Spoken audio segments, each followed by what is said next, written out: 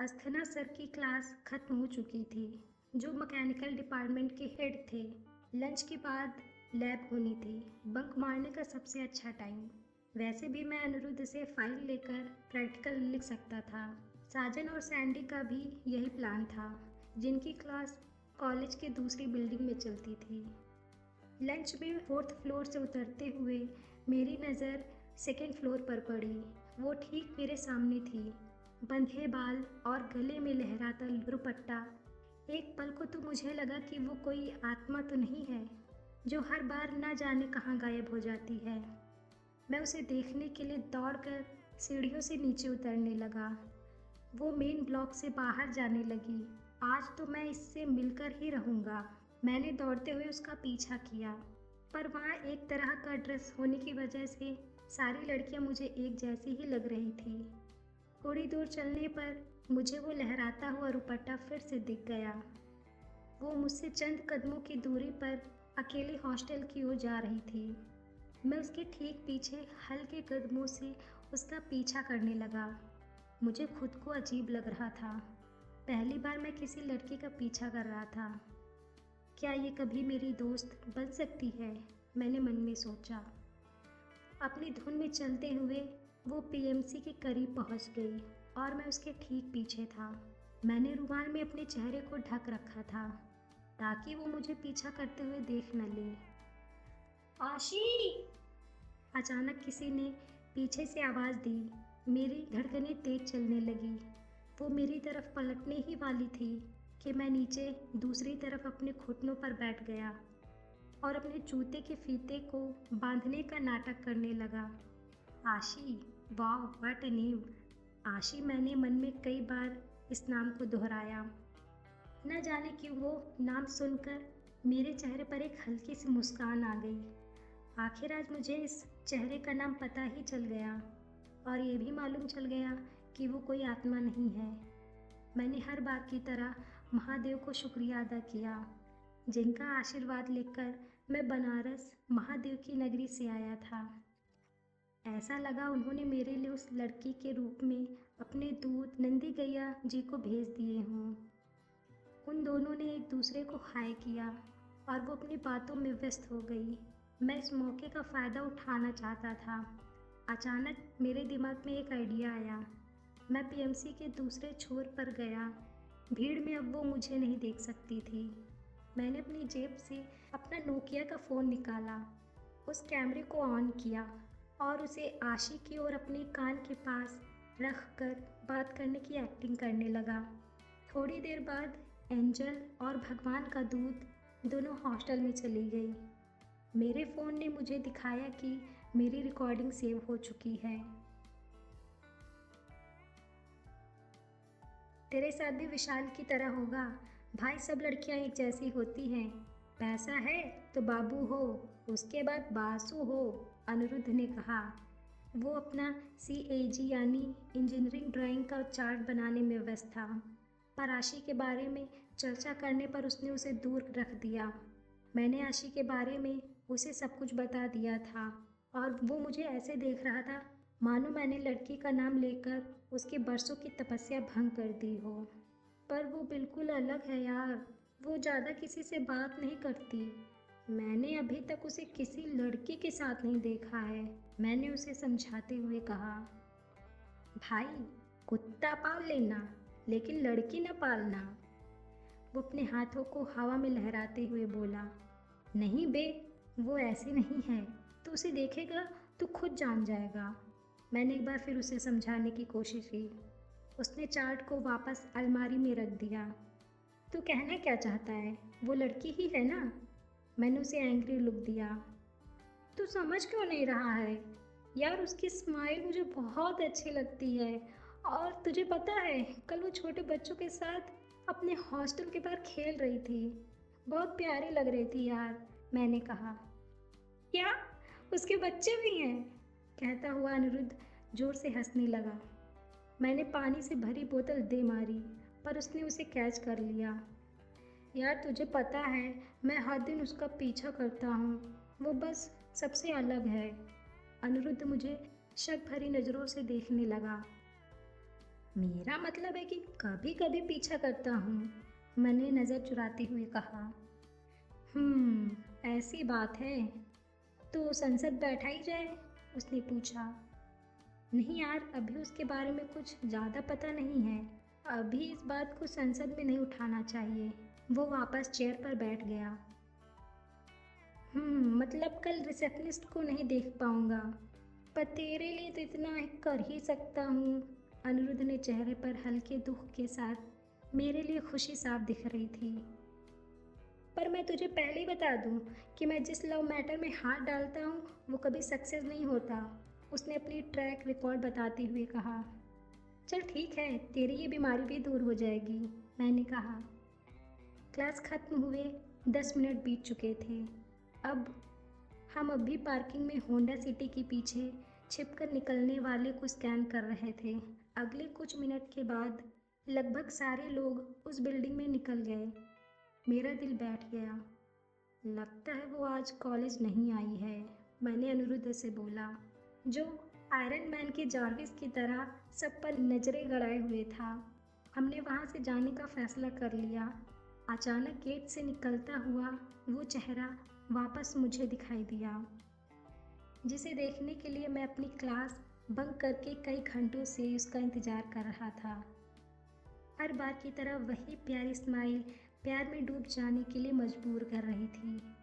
वो उस दूत से बातें कर रही थी जिसे महादेव ने मेरे लिए भेजा था। मैं बस उसको एकटक देखे जा रहा था।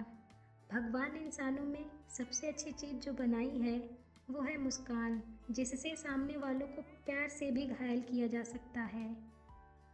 आंचल, अनिरुद्ध धीरे से बुदबुदाया। हम अभी भी होंडा सिटी के पीछे थे। नहीं आशी, मैंने बिना उसकी ओर देखे बोला।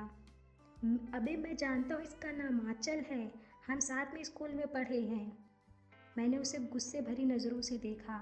नहीं, आशी है, मैंने फिर से कहा। हम उन दोनों को बस अपने दूर जाते हुए देख रहे थे। चल तुझे उससे मिलवाता हूँ, अनिरुद्ध ने मेरा हाथ खींचते हुए कहा। क्या बकवास कर रहा है, मुझे अभी बस उसे देखना है। मैंने झटके से अपना हाथ उसके हाथ से छुड़ाया। मुझे उसे छुपकर देखना पसंद है, जब वो बच्चों की तरह हंसती है, जब वो अपने बालों को कान के पीछे ले जाती है। मुझे बस उसे यूं ही देखना है। तू पागल है क्या, शादी के बाद यही करना, अभी चल, उसने मुझे ढकेलते हुए कहा। हम उन दोनों के पीछे पीछे जाने लगे। मेरी धड़कनें हर सेकंड बढ़ती जा रही थी। हमसे आगे चलते हुए वो दोनों कॉफ़ी शॉप पर रुक गई। हम नज़रें सीधे किए हुए कॉफ़ी शॉप से गुजरने लगे। हम ऐसा दिखाना चाहते थे कि हमने उन्हें देखा ही नहीं। हे अनिरुद्ध, वो दूर से चिल्लाई। उसने अपने हाथों को हिलाते हुए हमारी ओर इशारा किया। देखा, मैंने कहा था ना, वो मुझे जानती है। और हाँ, उसका नाम आंचल है, अनिरुद्ध ने मुझे कोहनी मारते हुए कहा। और उसके साथ वाली आशी है, मैंने वापस अनिरुद्ध की कोहनी मारी। ओह साले, तेरी पसंद इतनी अच्छी कैसे हो सकती है, वो बड़बड़ाया। हम नेस्कैफे के पास पहुंच चुके थे। हाय अनी, आंचल ने अपने हाथों को हिलाया। तुम भी इस कॉलेज में हो, ने खुशी जाहिर करते हुए पूछा। हाँ, और तुम भी, अनिरुद्ध ने उसका उत्तर दिया। ऑफकोर्स यार, दोनों ने स्माइल एक्सचेंज किया। मेरे दिल की धड़कन अपने पूरे रफ्तार में थी, क्योंकि मेरे सामने आशी खड़ी थी। मैं बस उसे देखे जा रहा था। वो छोटी सी क्यूट सी आंखें, पतली आईब्रो, मानो किसी पेंसिल से बनाई गई हों। वो उन दोनों को मुस्कुराते हुए देख रही थी और मैं उसे। मेरी धड़कनें मुझे साफ सुनाई दे रही थी। सारी चीज़ें मानो स्लो मोशन में हो रही हों। By the way, he is my roommate Anant, Aniruddh ने मेरा परिचय कराया। अनंत, उसने मुझे कोहनी मारी। मैं अपने ख्वाब से बाहर आया। ओह हाय, मैंने उसे विश किया। और अब शायद आशी है, अनिरुद्ध आशी की ओर इशारा करते हुए बोला। मैंने उसके पैरों पर अपने पैर को दे मारा। हाँ, पर तुम्हें कैसे पता, आंचल ने कहा। अनिरुद्ध अब फंस चुका था। अरे अभी तो तुमने उससे पूछा कि आशी कॉफ़ी पीनी है। अनिरुद्ध खुद को संभालते हुए बोला। क्या? पर कब? आंचल ने अपनी भौहें मरोड़ ली। अरे वो छोड़ो, ये बताओ तुमने कौन सी ब्रांच ली? अनिरुद्ध ने तुरंत बात बदलते हुए कहा। मैंने राहत की सांस ली। IT and you? उसने पूछा। व्हाट अ कोइंसिडेंस, हम लोग भी आईटी में हैं, अनिरुद्ध ने उछलते हुए कहा। पहली बार मुझे लगा आईटी में सबसे अच्छा स्कोप है। वाओ, कौन सा बैच है तुम्हारा? आशी ने एक पतली इंद्रधनुष मुस्कान बिखेरते हुए मुझसे सवाल किया। मेरे गले से आवाज़ नहीं निकल रही थी। ऐसा लगा मानो वो मुझसे शादी के लिए पूछ रही हो। मैं बस उसकी गुलाबी होठ को ऊपर नीचे होता हुआ देख पाया। सब कुछ फिर से स्लो मोशन में था। वो मेरे उत्तर का इंतज़ार कर रही थी और मैं बस उसे देखे जा रहा था। न जाने कितने सेकंड या मिनट गुजर गए। चलो फिर कल मिलते हैं कैंटीन में। और हाँ अनी, पैसे लेकर आना, आंचल ने दूर जाती हुई कहा। हम बस उन दोनों को अपने से दूर जाते हुए देख पाए। वो दिन कभी नहीं आने वाला, अनिरुद्ध ने होठ दबाते हुए बोला। साले तुझे क्या हो गया था? अनिरुद्ध ने उनके जाने के बाद मुझ पर चिल्लाया। मुझे नहीं पता यार, मैं उसे देखता हूँ तो सब कुछ भूल जाता हूँ। वैसे लड़की तो बहुत हॉट थी, उसने मुझे चिढ़ाते हुए कहा। दूर ही रहना, नहीं तो जल जाएगा। हम दोनों नेस्कैफे के पास खड़े उन दोनों को अपने से दूर जाते हुए देख रहे थे। मुझे यकीन नहीं हो रहा था कि जिस लड़की को मैं छुप कर देखा करता था, अभी वो मुझसे मिलकर गई है और उसने मुझसे बातें भी की। हेलो पांडव, पीछे से किसी ने आवाज़ लगाई। आवाज़ कुछ जानी पहचानी लगी। हमने पलट कर देखा, हिटलर मैम। पहली बार किसी लड़की के साथ कंधे पर गिटार लटकाए हुए उसने ब्लू जीन्स और ब्लू बाह का शर्ट पहन रखी थी। गुड इवनिंग मैम, अनिरुद्ध शक पकाते हुए बोला। Good evening. लड़की पटा रहे हो? अरे नहीं मैम, वो मेरी पुरानी कॉलेज फ्रेंड है। ओह आई सी, बचपन का प्यार। दूसरी लड़की खिलखिलाकर हंस पड़ी। ओ हीरो अनंत, राइट? वो मेरी तरफ पलटी। यस मैम, मैंने कहा। चलो शुरू हो जाओ, उसने पास पड़ी हुई चेयर को अपनी ओर खींचा। सॉरी मैम, आज मैकेनिक्स का टेस्ट था तो मैं कुछ लिख नहीं पाया, मैंने मुंह लटकाते हुए बोला। हे काव्या, नेस्कैफे से थोड़ी दूर पर एक लड़के ने उसे इशारा किया। हाय शिवम, हिटलर मैम ने मुस्कान के साथ हाथों को हिलाकर उसका उत्तर दिया। शिवम अपनी नई रेड करिश्मा को साइड में लगाकर हमारे नज़दीक आ गया। उसने रेबन के सनग्लासेस पहन रखे थे और चेहरे पर दाढ़ी बिखरी हुई थी।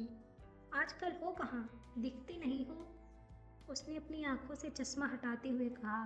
कहीं नहीं यार, you know class, guitar and basketball, Kavya ने अपनी दिनचर्या बताई।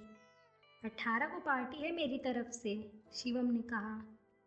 उसके एक्साइटमेंट को देखकर लग रहा था कि पार्टी बड़ी होने वाली है।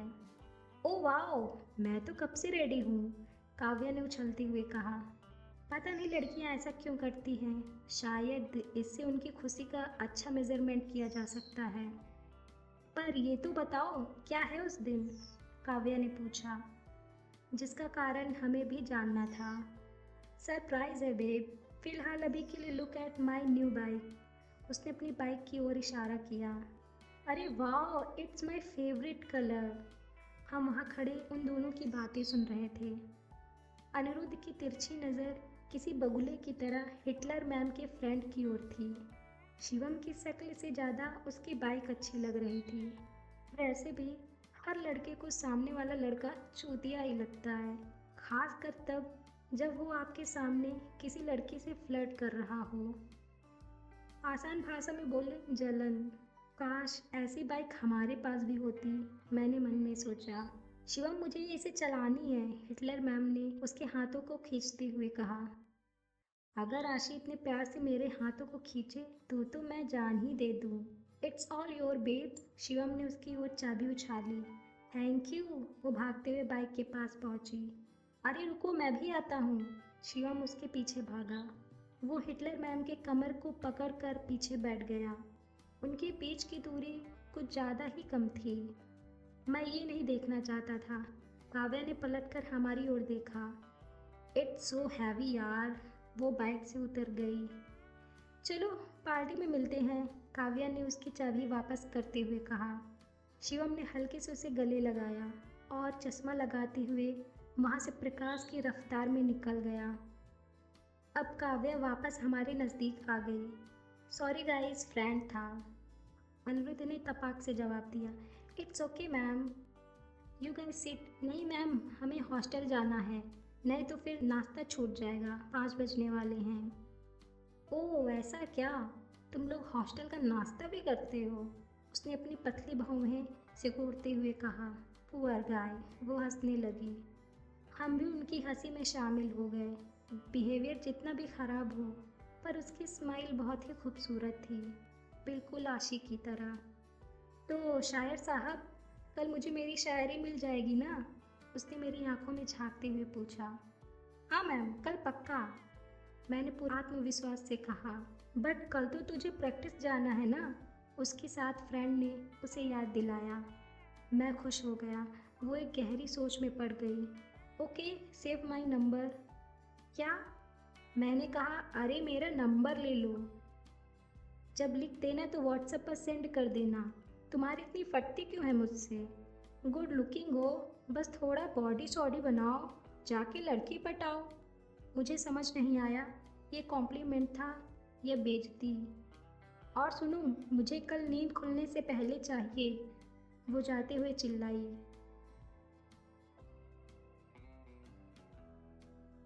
क्या उसने तुझे अपना नंबर दिया? साजन आंखें बड़ी करते हुए बोला।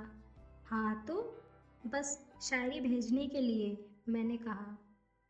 हाँ पर तू उससे और बातें भी तो कर सकता है, उसने मुझे आंख मारी। तुझे लगता है मैं उससे बात करूँगा? उसके ना जाने कितने बॉयफ्रेंड होंगे। और वैसे भी मुझे इस टाइप की लड़कियाँ नहीं पसंद, मैंने अपनी किताब को टेबल पर रखते हुए कहा। हम 333 में थे। वैसे साजन, तुझे नहीं लगता इसकी शक्ल सच में उससे मिलती है? जोड़ी भी अच्छी रहेगी। साजन ने सैंडी के हाथ पर ताली मारी। मैंने उसे गुस्से भरी नज़रों से देखा। हाँ सही तो कह रहा है, कमलेश्वर भी उस दिन यही बोल रहा था। नहीं बे, इसे तो आशी, अनिरुद्ध आशी बोलते हुए रुक गया। मैंने उसकी ओर देखकर अपना सिर हिलाया। आशी? सैंडी ने पूछा। बस किसी स्टोरी में ट्विस्ट आने पर ही बोलता था। आशी नहीं, मैं कह रहा था ऐसी कोई बात नहीं है, अनिरुद्ध संभलते हुए बोला। वो वापस अपने असाइनमेंट में व्यस्त हो गया। बाय द वे, विशाल कहाँ है? मैंने सैंडी से पूछा। साला आज फिर उसे मूवी दिखाने ले गया, अभी तक नहीं आया। चिंता मत कर, फिर जल्दी ही रोएगा, साजन बोला। देख देख, उसने एफबी पर पोस्ट भी कर दिया, watching movie with Vishakha. Sandy ने अपना फ़ोन दिखाते हुए चिल्लाया। सैंडी हमारा पर्सनल गूगल था। उसके पास कॉलेज के सभी लोगों के लव लाइफ की जानकारी थी। वो फेसबुक के पोस्ट पढ़ के बता देता कि बंदी कैसी है। बेटा 1 बजने वाले हैं, उसकी शायरी लिख ले, सुबह भेजनी भी है, अनिरुद्ध ने मुझे याद दिलाया, जबकि उसका मकसद दोनों को रूम से भगाना था, जो जल्दी ही काम कर गया। संसद खत्म हो गई। दोनों अपने अपने रूम में जा चुके थे। मैंने अपना फ़ोन उठाया और सबसे पहले अपने फ़ोन की गैलरी को ओपन किया। वाशी के अब तक 5 फ़ोटो हो चुके थे। सबसे पहला, जिस दिन मैंने उसका नाम जाना था, और फिर उस दिन का जब वो बच्चों के साथ खेल रही थी। मैंने उसे जूम किया। अब वो बड़े आकार में मेरे सामने थी, पर फ़ोन में। अचानक मुझे याद आया, अभी हिटलर मैम के लिए शायरी भी लिखनी है। मैंने व्हाट्सएप पर उसका नंबर चेक किया। Hitler ma'am, oh my God, DP देखकर मेरे होश उड़ गए। उसने डीपी में साड़ी पहन रखी थी। पहली बार मैंने उसे साड़ी में देखा। वो बिल्कुल दुल्हन लग रही थी, एक सुंदर सुशील लड़की। कान में बड़े झुमके, छोटी सी गोल आँखें जिसे काजल ने चारों ओर से घेर रखा था, बालों के पीछे फूलों का गजरा और गले में एक काला साधारण धागा। हाँ, मुझे याद है आशी ने भी बिल्कुल ऐसा ही धागा पहन रखा था। क्या ये नज़र से बचाने के लिए होता है? मैंने सोचा। काश ये अपना एटीट्यूड चेंज कर दे तो कितना अच्छा होता। वो एक अच्छे दिल की लड़की है। मुझे ना जाने क्यों उसका लड़कों के साथ रहना अच्छा नहीं लगता था। फिलहाल मैंने उनके बारे में लिखने की सोची, पर मुझे इमेजिन करने की कोई ज़रूरत नहीं थी। मैं उसके फ़ोटो को देखकर भी लिख सकता था। मैंने टाइप करना शुरू किया। आज पहली बार मेरे पास शब्द नहीं हैं। आपको किस लम्हे में बयां करूं, वो वक्त नहीं है। सोचता हूँ कभी आपकी नज़रों में झांक कर देखूं। सोचता हूँ कभी आपकी नज़रों में झांक कर देखूं। ऐसे नहीं, ज़रा ख्वाबों में जाकर सोचूं। आखिर आपको किस नाम से बुलाऊं? वो मजहब, वो धर्म, वो कर्म नहीं है मेरे, जो आपके चंद अल्फाजों में समेट सकूं। Message send.